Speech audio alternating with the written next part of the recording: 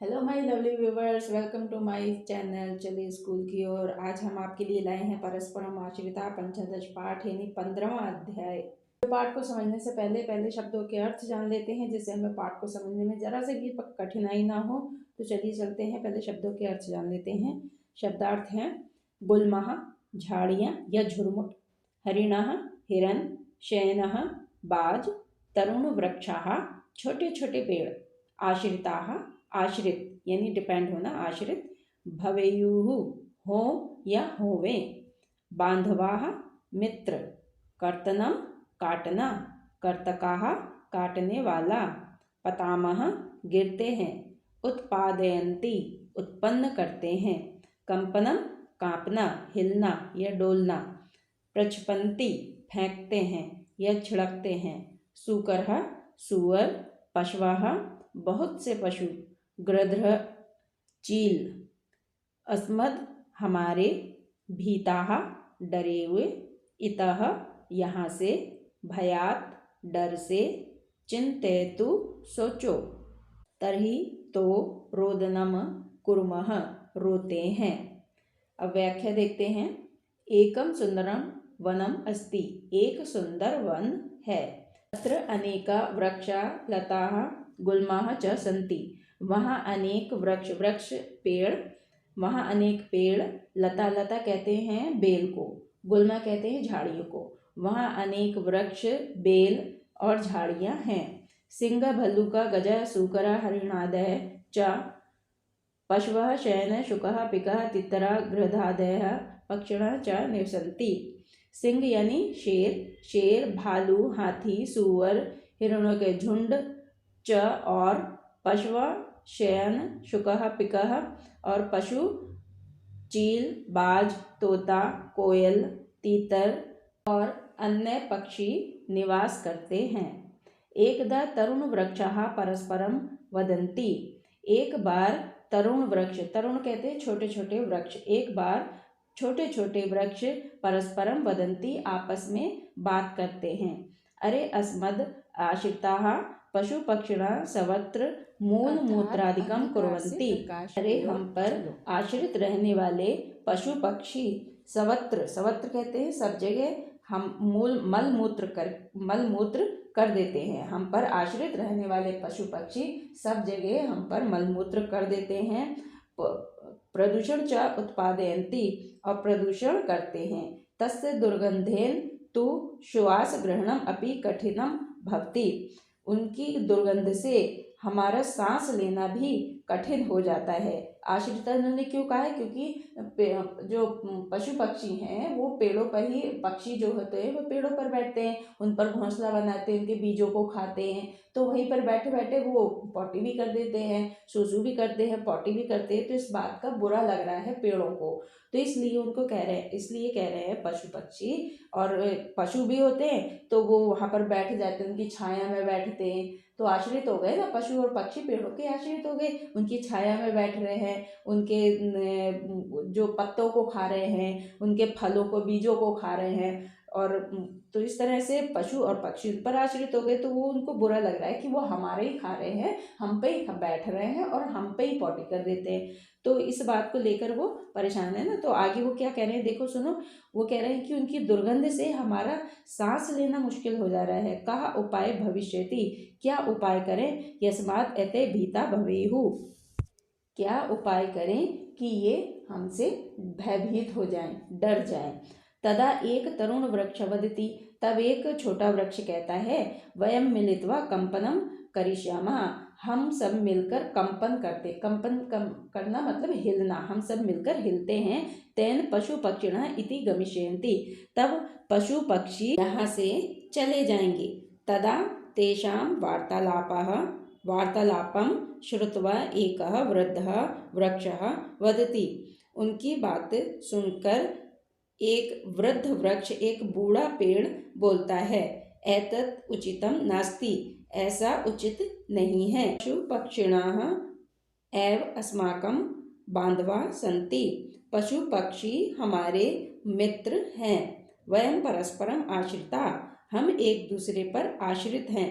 पशूनां भयात् अस्माकं शत्रवः मनुष्याः वनं न आगच्छन्ति। पशूनां भयात् अस्माकं शत्रवः मनुष्याः वनं न आगच्छन्ति येन अस्माकं कर्तनं न भवति। आगे कह रहे हैं वो, पशूनां भयात् अस्माकं, पशु के भय से हमारे शत्रु मनुष्य वन में नहीं आते हैं। येन अस्माकं कर्तनं न भवति, ये हमारे को काट नहीं पाते हैं। वयं सुखेन निवासमः, हम सुख से निवास करते हैं, हम सुख से रहते हैं। पक्षिणः यत्र तत्र बीजानि प्रक्षिपन्ति येन अस्माकं वंशवृद्धिः च भवति। पक्षिणः यत्र तत्र कहते हैं यहाँ वहाँ, पक्षी यहाँ वहाँ बीजों को फैला देते हैं। येन अस्माकं, इससे हमारी वंश वृद्धि होती है।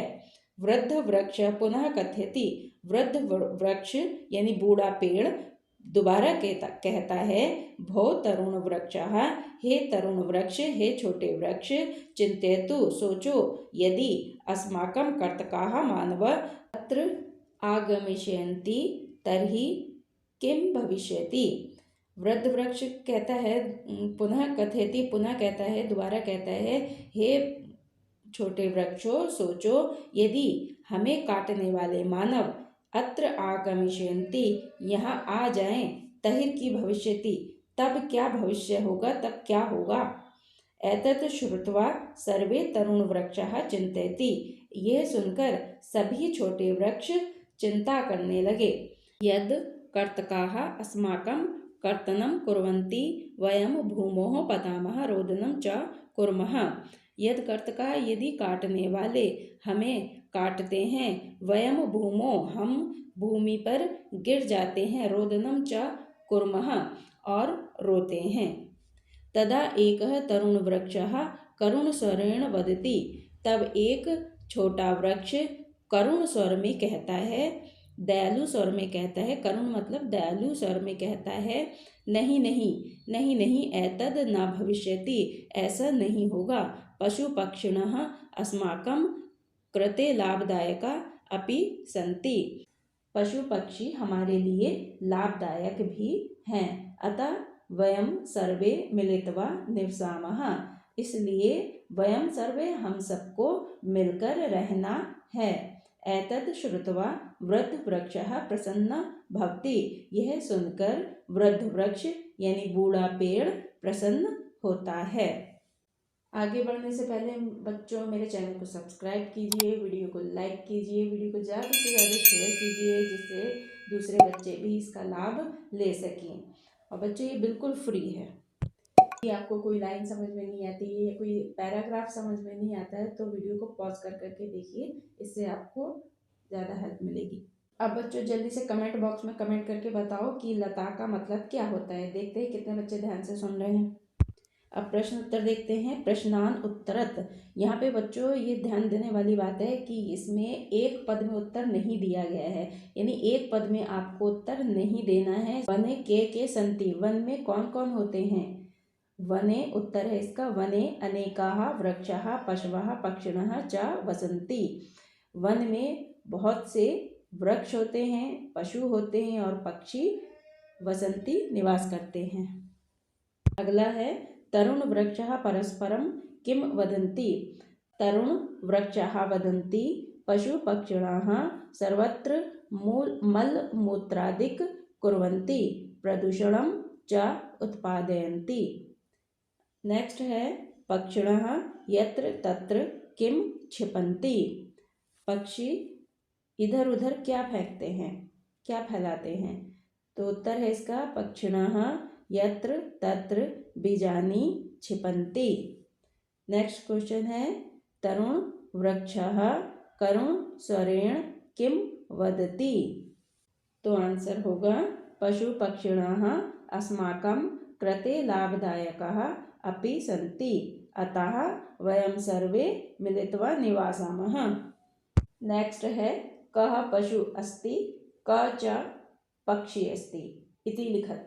क्या पशु है और कौन पक्षी है, कौन पशु है, ये आपको लिखना है। यहाँ पर इसमें येलो बॉक्स में से छांट कर लिखना है आपको। पशुआ में आपको लिखना है भल्लुका, सूकर, गजह, हिरण, सिंह, और पक्षी में लिखना है आपको तित्तिरः, शयनः, शुकः, पिकः, गृध्रः। नेक्स्ट है रिक्त स्थानानि पूरयत। इसमें आपको खाली जगह भरनी है, रिक्त स्थान भरना है। एकम सुंदरम वनम अस्ति, बीच में आ जाएगा सुंदरम वनम। तदा एकः वदति, तो तद एक और वदति के बीच में आ जाएगा तरुणः वृक्षः। वयम मिलित्वा कंपनं करिष्यामः, वयम परस्परम आश्रिता स्मः। अब मेलनम कृत पे आ जाइए। मेलनम कृत में आपको मिलान करने हैं। भल्लू का भालू से मिलई है, शयन को मिलाएंगे बाज से, शुका को तोते से, तितरा को तीतर से, हरिणा को हिरण से और सुकर को सुअर से। नेक्स्ट है स्मरणम कुरुत लिखत चा, याद करो और लिखो। इसमें एक वचन जैसा इसमें उदाहरण दिया हुआ है, उसी उदाहरण को देखकर आपको आगे बढ़ना है। द्विवचन और बहुवचन कुछ उन्होंने भरे हुए हैं, कुछ आपने भरने हैं। तो कैसे करना है देखो। गजः गजौ गजाहा, तरुणः तरुणौ तरुणाः, शुकः शुकौ शुकाः। ख पर आ जाइए। एक वदति वदतः वदन्ति, तो निवसति हो जाएगा यहाँ पे निवसतः निवसन्ति। द्विवचन इसका भवतः है, तो एक वचन हो जाएगा भवति भवतः भवन्ति। नेक्स्ट है एक वचन द्विवचन बहुवचन। इसको फिर से आपको वैसे ही करना है जैसे ऊपर करा है। गमिष्यति गमिष्यतः गमिष्यन्ति, भविष्यति भविष्यतः भविष्यन्ति, वदिष्यति वदिष्यतः वदिष्यन्ति। अब आ जाइए विलोम शब्दान लिखत। विलोम शब्द लिखने आपको सुगंध का हो जाएगा दुर्गंधः, सरलम का कठिनम, युवकः वृद्धः, अनुचितम उचितम, दुखम सुखम, मित्रम शत्रु। इसी के साथ बच्चों ये चैप्टर यहीं समाप्त होता है। मिलते हैं फिर नेक्स्ट वीडियो में अगले चैप्टर के साथ। तब तक के लिए आप अपना ध्यान रखिए। जय हिंद जय भारत।